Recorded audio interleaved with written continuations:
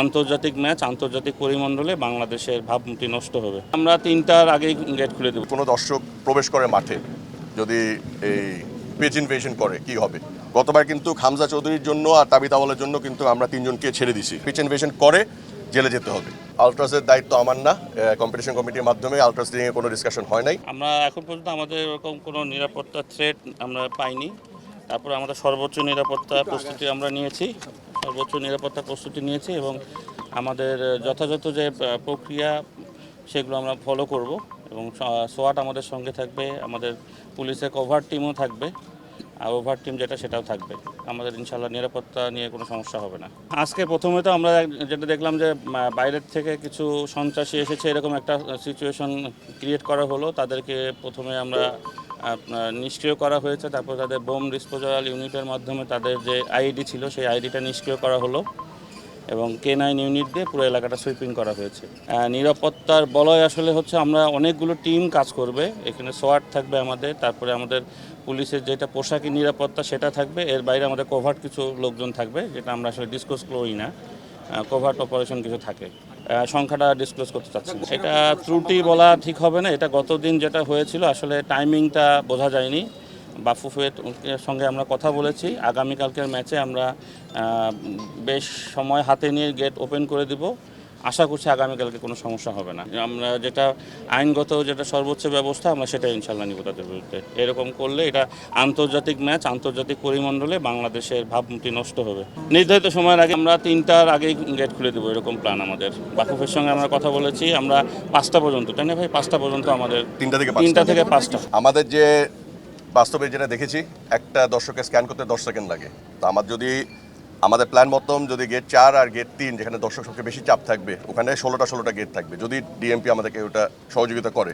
এখন ওটা আমরা বাস্তবায়ন করতে পারি না। Gate number 4 is actually confirm. 4 নম্বরে কোনো ঝামেলা হবে না। 4 নম্বরে আপনি যদি দেখেন এল শেপ, তো দুই সাইড থেকে মানুষ ঢুকতে পারবে, মাঝখানে আমরা ফাঁকা রাখবো। আমরা চাচ্ছি যে আমাদের 4 নম্বর গেটের সামনে লেনটা বড় করতে, বাট এখনও আমরা রাস্তা কি পাবো নাকি পাবো না ওটা এখনও আমি জানি না। ওটা আমাদের সাথে কথা চলমান আছে। যদি আমরা রাস্তা পাই তাহলে 16টা গেট থাকলে কিন্তু ইজিলি 2 ঘন্টার ভিতরে আমরা 10টা জায়গায় দর্শক ঢুকতে পারবো। যদি রাস্তা না পাই তখন মেবি এটাকে আমাদের আবার একটু চিন্তাভাবনা করে প্ল্যান করে এটাকে আরও লম্বা করতে মেবি 3 ঘন্টা লাগতে পারে। বাট এটা আমাদের ডিএমপি স্যারদের সাথে কথা বলে যতটুকু আমরা সহজে নিতে পারি ওটা নিব। তারপরে দর্শকদের হেল্প লাগবে, যেন ওনারা আস্তে আস্তে ধৈর্য শরীরে আসে, যেন যদি একটু লম্বা সময় লাগে যেন খেলার আগে ওনাদেরকে ঢুকা দিব আমরা, ওটা হলো গ্যারেন্টি। এটা যদি আপনি জানেন, আমাদের এই প্রোগ্রামের সাথে কিন্তু আরও প্রোগ্রাম আছে, খালি ফুটবল না। ফুটবল আগে কিন্তু একটা কনসার্ট প্রোগ্রাম আছে, হাফ টাইমে লেজার থাকবে।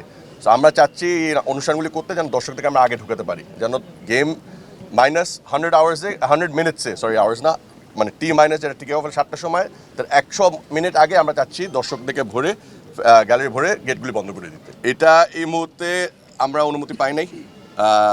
আমাদের সাথে এখনও কথা চলমান আছে। যদি ওনার অনুমতি দেয় আমরা করব, যদি না হয় তাহলে এটা আমরা অন্য একটা কিছু প্ল্যান করব। আর এই মুহূর্তে আমরা যেটা দেখেছি গত অতিথি খেলাতে প্রেশারে কিন্তু চাপ বেশিতে আমরা হ্যান্ডেল করতে পারিনি। সো আমরা আরও প্ল্যান করেছি, আমরা কিন্তু এক্সপ্যানশন একটা ডিজাইন দিয়েছি। এটা যদি অ্যাপ্রুভ হয় তাহলে হবে, যদি না হয় তাহলে এটা আমরা পরে জানাবো কী হবে। এই মুহূর্তে পর্যন্ত এখনও কথা চলমান আছে। আরও 4 ঘন্টা পরে আমাকে জিজ্ঞাসা করেন, মেবি তখন আমি একটা স্ট্রেট উত্তর দিতে পারবো। ওগুলি কনফার্ম, ওগুলি হবে। ওগুলি আমার মনে হয় বাফুফ থেকে জানিয়ে দিবে কোন কোন জায়গায়, ওটা অলরেডি অনুমতি পেয়ে গেছে।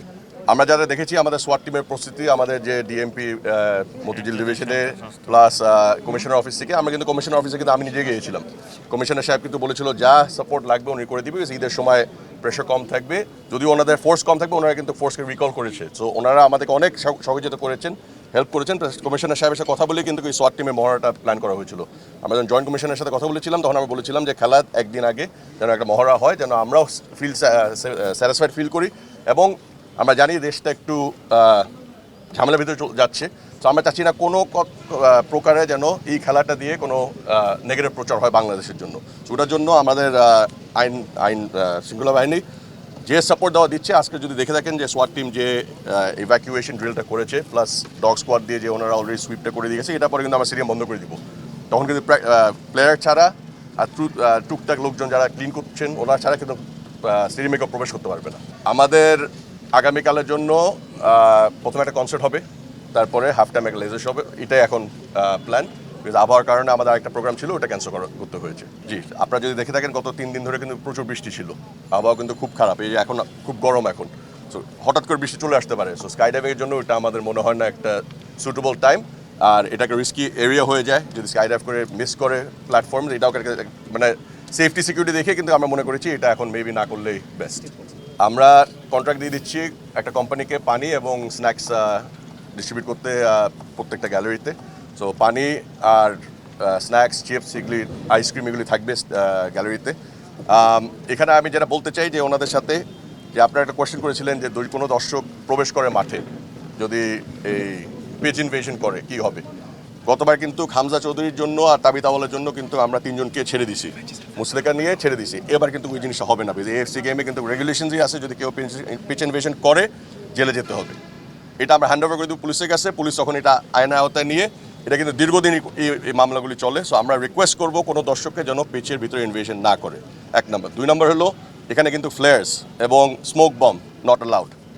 যদি কেউ করে, যেরকম আমরা লাস্ট খেলাতে দেখেছিলাম একটা ফ্লেয়ার বা একটা ফ্লেয়ারই নিয়ে এসেছিল, কোনোভাবে সিকিউরিটি ল্যাপস হয়েছিল সেদিন, ওই একটা ফ্লেয়ারই, বা আর কোনো গ্যালারিতে কোনো ফ্লেয়ার ছিল না, ওই ব্যক্তিকেও আমরা ছেড়ে দিচ্ছি। এবার যদি ফ্লেয়ার্স হয়, এটা কিন্তু একটা মামলা হবে। এই মামলাটা কিন্তু মেবি একটা বিস্ফোরক মামলা হতে পারে, বিকজ এটা একটা বিস্ফোরক ইস্যু। সো আমরা দর্শকদেরকে জানাই দিতে চাচ্ছি আজকের থেকে যে আপনারা যখন কালকে আসবেন প্লিজ খালি হাতে আসবেন, বেসিক নেসেসিটিস নিয়ে আসবেন, এক্সটার্নাল কিছু আনবেন না যেটা খেলাকে ক্ষতি করতে পারে। ইভেন তাদের মোবাইলটাও যাতে না আনে, ওটা একটু ক্যান্সেল করতে। মোবাইলটাও রিকোয়েস্ট করবো আনতে না, বা মোবাইল সব আনতে হয়, বাট আমরা রিকোয়েস্ট করবো যে অবজেক্ট হ্যাজার্ডাস, লাঠি, ফ্ল্যাগের সাথে যে পোল দেখলাম আমরা লাস্ট টাইম, এগুলো কিন্তু এবার ঢুকতে দেওয়া হবে না, গ্যাস লাইট ঢুকতে দেওয়া হবে না। এখানে কোনো অবজেক্ট যেটা হার্ম করতে পারে স্টেডিয়ামকে, বাট একটা ইন্ডিভিজুয়াল বডলি হার্ম করতে পারে, ওগুলি আমরা বডি চেক করে বাইরে থেকে আউট করে দিব আমরা।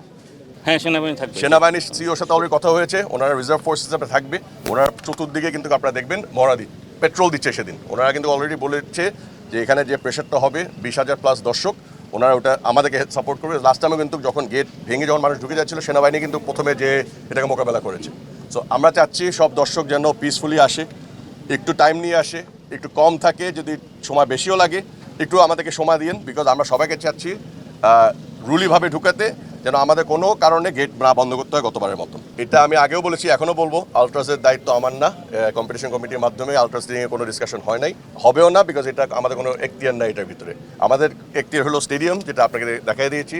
আমরা যে আজকে পুলিশের সাথে যে মহড়াটা হয়েছে এটা দেখতে এসেছি, প্লাস আমাদের যে বিভিন্ন স্টেডিয়াম রিলেটেড ইস্যু যেটা করেছি। এখন আলট্রাসের ইস্যুটা প্রেসিডেন্ট বা এক্সিকিউটিভ কমিটি যারা আছে ওনারা আপনাদেরকে বলতে